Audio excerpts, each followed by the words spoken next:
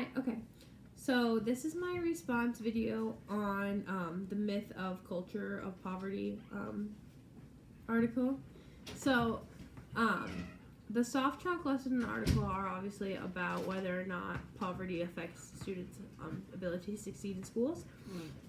And I right away in the article I found it crazy that and through the lesson that all of these myths were debunked about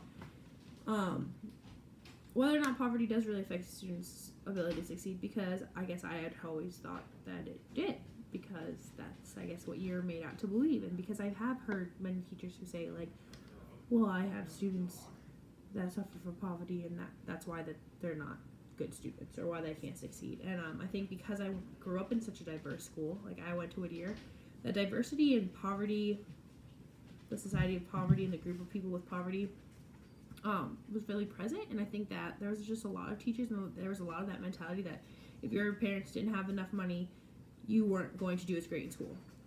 And obviously when you think about it and when you read the article and you go through the soft chalk lesson, it makes perfect sense that that's not true. Like, it makes perfect sense that's not true, but yet that's a huge problem. It's a myth, and I had never really thought that much about how that's not true.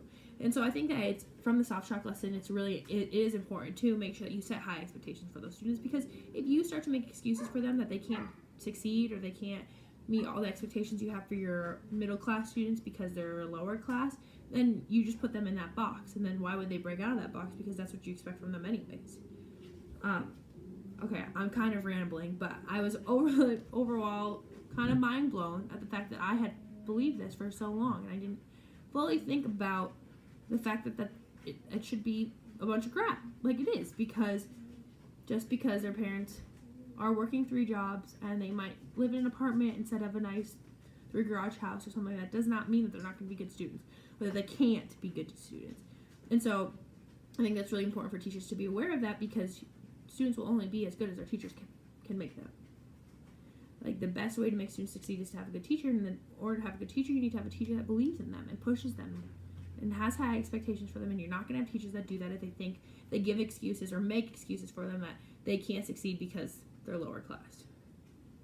And so overall, I thought the lesson was really good. I was pretty mind blown and boggled, because, like I said, when you read it all makes perfect sense. Of course that doesn't make sense. Why should how much money their parents make or that the social class that they live in affect their ability to succeed in school? However, it is ever so present in schools that that's the way it is. Excuse me. Even in my current school, like, you can tell the students that have parents that are better off than those who aren't. And I went through my roster and was trying to think if I treat them differently, and I'd like to think I don't, but I did think of a specific student who also tends to fall asleep a lot in class that I do have less patience for, and I do kind of allow him to, like, slip by occasionally.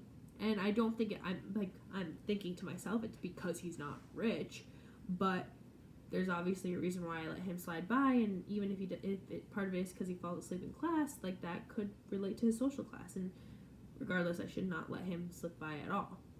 So it was kind of eye-opening, and I did think about how that's a pretty big assumption to make, and how that's pretty detrimental to your classroom, especially because there are probably a lot of kids in some areas, a lot of kids that do live in poverty, and we definitely should not start raising them with the mentality that they're not going to be able to succeed. So yeah, those are my thoughts.